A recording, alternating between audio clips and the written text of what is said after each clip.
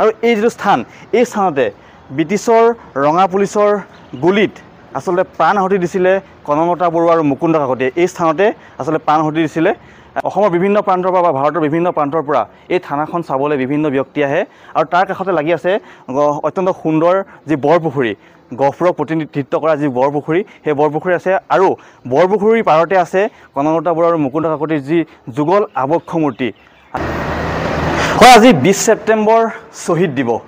প্ৰতিগৰাকী গহপুৰীয়া, প্ৰতিগৰাকী অসমীয়াৰ আজি বুকু গদগদ, কিয়নো মই যি স্থানত উপস্থিত আছোঁ এই স্থানতে 42ৰ ভাৰত ত্যাগ আন্দোলনত ব্ৰিটিছৰ গুলীত প্ৰাণ আহুতি দিছিলে সাহস আৰু ত্যাগৰ প্ৰতীক কনকলতা বৰুৱা আৰু মুকুন্দ কাকতিয়ে। আৰু আজি প্ৰতিগৰাকী গহপুৰবাসী, প্ৰতিগৰাকী অসমীয়াই এই যি দুগৰাকী বীৰ শ্বহীদ, এই দুগৰাকী বীৰ শ্বহীদক সশ্ৰদ্ধে সোঁৱৰণ কৰা হৈছে। নমস্কাৰ, মই বিপ্লৱ নেওগ। বহু দিনৰ পিছত মোৰ ইউটিউব চেনেলৰ নতুন এটা ভিডিঅ'লৈ আপোনালোক সকলোকে পুনৰবাৰ স্বাগতম জনাইছোঁ। মই পোনপ্ৰথমে এই যিখন বিশেষ থানা, এই থানাখন মই দেখুৱাই ল'ব বিচাৰিছোঁ। এয়া হৈছে ঐতিহাসিক গহপুৰ থানা।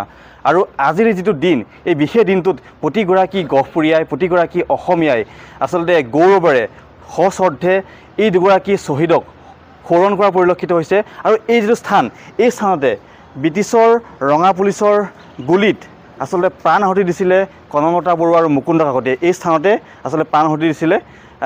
আৰু আমি আজিৰ এই বিশেষ দিনটোত গহপুৰবাসী ৰাইজৰ লগতে সমগ্ৰ অসমবাসী, ভাৰতবাসীক এই যিখন বিশেষ থানা, এই থানাখন দেখুৱাই ল'ব বিচাৰিছোঁ। এই যিখন থানা বৰ্তমান সংৰক্ষণ কৰি ৰখা হৈছে। অসমৰ বিভিন্ন প্ৰান্তৰ পৰা বা ভাৰতৰ বিভিন্ন প্ৰান্তৰ পৰা এই থানাখন চাবলৈ বিভিন্ন ব্যক্তি আহে আৰু তাৰ কাষতে লাগি আছে অত্যন্ত সুন্দৰ যি বৰপুখুৰী, গহপুৰক প্ৰতিনিধিত্ব কৰা যি বৰপুখুৰী, সেই বৰপুখুৰী আছে আৰু বৰপুখুৰীৰ পাৰতে আছে কনকলতা বৰুৱা আৰু মুকুন্দ কাকতিৰ যি যুগল আবক্ষ মূৰ্তি। আমি এয়া দেখুৱাইছোঁ। এয়া হৈছে গহপুৰৰ পৰিৱেশ। আৰু এই মুহূৰ্তত মোৰ লগত গহপুৰৰ এগৰাকী শিক্ষাবিদ আছে। আমি সম্পূৰ্ণ কথাখিনি তেখেতৰ পৰা জানিবলৈ চেষ্টা কৰিম। মই আপোনাৰ ওচৰলৈ অকণমান আহিছোঁ। কওকচোন, আজিৰ দিনটো অত্যন্ত বিশেষ গহপুৰবাসীৰ বাবে, সমগ্ৰ অসমবাসীৰ বাবে। শ্বহীদ কনকলতা বৰুৱা আৰু মুকুন্দ কাকতিক আজিৰ দিনটোতে এই স্থানতে ব্ৰিটিছৰ ৰঙা পুলিচে আচলতে গুলি কৰি মাৰিছিলে, হত্যা কৰিছিলে। আৰু আজিৰ এই বিশেষ দিনটোত কি অনুভৱ, কওকচোন অকণমান। আজি গহপুৰীয়া হিচাপে আমি গৌৰৱান্বিত। ভাৰতৰ যি স্বাধীনতা আন্দোলন 200 বছৰীয়া ব্ৰিটিছ শাসনৰ বিপক্ষে, সেই স্বাধীনতা আন্দোলনৰ মূল আৰু শেষ কাৰ্য আছিল 42ৰ গণ আন্দোলন, যিটো আন্দোলনৰ প্ৰস্তাৱ গৃহীত হৈছিল বোম্বাইৰ জাতীয় কংগ্ৰেছৰ 7 আৰু 8 আগষ্টত অনুষ্ঠিত অধিৱেশনত। আৰু 7 আৰু 8 আগষ্টত লোৱা সিদ্ধান্ত মৰ্মেই সমগ্ৰ ভাৰতবৰ্ষ জুৰি ব্ৰিটিছৰ বিপক্ষে শেষ সংগ্ৰাম হিচাপে এই গণ আন্দোলনৰ প্ৰস্তাৱ গ্ৰহণ কৰিছিল। আৰু মূল মন্ত্ৰটোৱে আছিল ডু অৰ ডাই, কৰেংগে মৰেংগে, কৰিম কিম্বা মৰিম। তাৰ প্ৰভাৱ আমি অসমবাসী হিচাপে অসমতো বিভিন্ন কাৰ্যসূচী দেখা পাওঁ। বিশেষত 20 ছেপ্টেম্বৰ আজিৰ দিনটোত গহপুৰৰ নহয়, ঢেকীয়াজুলি বা সমগ্ৰ আমাৰ যি অখণ্ড দৰং জিলা তেতিয়াৰ, সেই দৰং জিলা চিপাঝাৰৰ পৰা হাৱাজানলৈকে দৰং জিলা কংগ্ৰেছ সমিতিয়ে সিদ্ধান্ত লৈছিল যে প্ৰতিখন থানাতেই 20 ছেপ্টেম্বৰৰ দিনাখন আমি আমাৰ যি তিৰংগা পতাকা, সেই পতাকা উত্তোলন কৰিম। আৰু গহপুৰৰ সেই সিদ্ধান্তত বিশেষভাৱে অৰিহণা যোগাইছিল পুষ্পলতা দাস, জ্যোতিপ্ৰসাদ আগৰৱালা, আমাৰ নিকামল সত্ৰৰ সত্ৰাধিকাৰ গহন চন্দ্ৰ গোস্বামী প্ৰভৃতিয়ে। তেওঁলোক আহি 18 ছেপ্টেম্বৰৰ দিনাখন আমাৰ নিকটৱৰ্তী বৰঙাবাৰীৰ জাৰণিয়াল সত্ৰত পুষ্পলতা দাস ডাঙৰীয়ানীয়ে সভা পাতিছিল। আৰু সেই সভাত 20 ছেপ্টেম্বৰত কেনেধৰণে গহপুৰ থানাত তিৰংগা পতাকা উত্তোলন কৰিব তাৰ ব্যাপক চৰ্চা চলিছিল, পৰিকল্পনা ৰচিছিল। আৰু তাতেই সৰসী গাভৰু কনকলতা বৰুৱাই যিটো জাতীয় কংগ্ৰেছৰ সিদ্ধান্ত যে দুটা দলত গঠন হৈছিল সেই সময়ৰ বাহিনীটো, শান্তি বাহিনী আৰু মৃত্যু বাহিনীত যোগ দিছিলে। কাৰণ মৃত্যু বাহিনীত যোগ দিব কনকলতা বৰুৱা উপযুক্ত নাছিল, কাৰণ বয়স আছিল তেওঁৰ 16 বছৰ। কিন্তু মৃত্যু বাহিনীৰ অন্তৰ্ভুক্ত হ'ব লাগিলে সেনানীৰ বয়স হ'ব লাগে 18 বছৰ। তৎসত্বেও কনকলতাৰ যি ত্যাগ, দেশৰ প্ৰতি থকা ভালপোৱা, সেই ভালপোৱাত বাধ্য হৈ পুষ্পলতা দাস ডাঙৰীয়ানীয়ে কনকলতা বৰুৱাক মৃত্যু বাহিনীত যোগদানৰ সুবিধা দিছিল।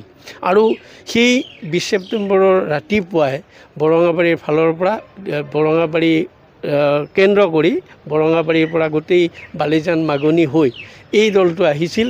তাৰ নেতৃত্ব জিতেন বৰা, জোনাৰাম বৰা ইত্যাদিয়ে দিছিল। আৰু ধোপাবৰৰ যি মুকুন্দ কাকতি, সেই মুকুন্দ কাকতিও সেই দলৰে অংশীদাৰ আছিল। আৰু পূব ফালৰ পৰা আহিছিল আমাৰ গোকুল পূজাৰী, নীৰদ বৰণ দাস, এইসকলৰ নেতৃত্বত পূব ফালৰ দলটো আহিছিল। আৰু আমি দেখি থকা সন্মুখৰ এই বৰপুখুৰীৰ পূব ফালৰ বাটেৰে হাৱাজানৰ ফালৰ পৰা অহা দলটো সোমাব বিচাৰিছিল, তাত তলা লগাই দিছিল গেটত। আৰু পশ্চিম প্ৰান্তৰ পৰা অহা দলটোৱে এই বাটেৰে আহোঁতেই ব্ৰিটিছ সেই ৰঙা পুলিচে সমদলকাৰীক বাধা দিছিল। সেই বাধা নেমানি কনকলতা বৰুৱা ডাঙৰীয়ানীয়ে তিৰংগা পতাকা হাতত লৈ পুলিচৰ লগত বাকযুদ্ধত লিপ্তও হৈছিল আৰু কৈছিল যে আমাক গুলীয়ালেও আমি তিৰংগা পতাকা থানাগাত উৰুৱাইহে এৰিম। আৰু পুলিচেও সেই সময়ত তেওঁলোকৰ যি নিৰ্দেশ বা তেওঁলোকৰ যি ক্ষমতা, সেই ক্ষমতাৰ অপব্যৱহাৰ কৰি গুলীয়াইছিল আৰু কনকলতা বৰুৱা ডাঙৰীয়ানী থিতাতে ঢলি পৰিছিল। আৰু সেই সময়তে তেওঁৰ লগত অহা মুকুন্দ কাকতিয়ে তিৰংগা পতাকাৰ সন্মান ৰক্ষা কৰি থাকোঁতে সেই তিৰংগা পতাকা তুলি লৈছিল আৰু তেওঁকো লগতে কেইবাজো গুলি দিছিল।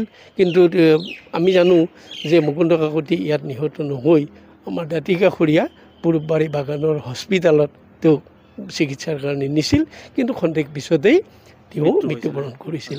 সেই দলটোত বিশেষকৈ থকা থুলেশ্বৰ ৰাজখোৱা ডাঙৰীয়া, তেখেতে সেই দিনটো স্মৰণ কৰি লিখিছে তেখেতৰ যিখন আত্মজীৱনী, আত্মকথাত সুন্দৰভাৱে ব্যক্ত কৰিছে।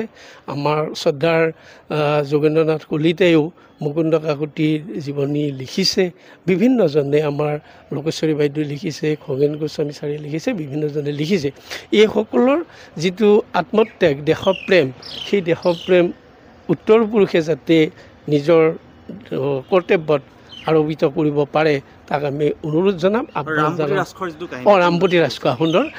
সেই সময়তে হাৱাজানৰ ফালৰ পৰা অহা আটাইতকৈ অতি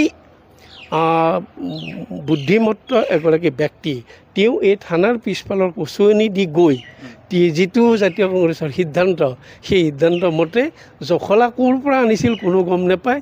এটা হোৱা দোৱা অৱস্থা, কাৰণ যেতিয়া গুলীয়াগুলি হৈছিল তেতিয়া সমদলত অহা ব্যক্তিসকলৰ থৈয়া নথৈয়া এটা অৱস্থা আহিছিল, অস্থিৰ অৱস্থা আহিছিল, যোনে যিয়ে পাইছিল দৌৰিছিল।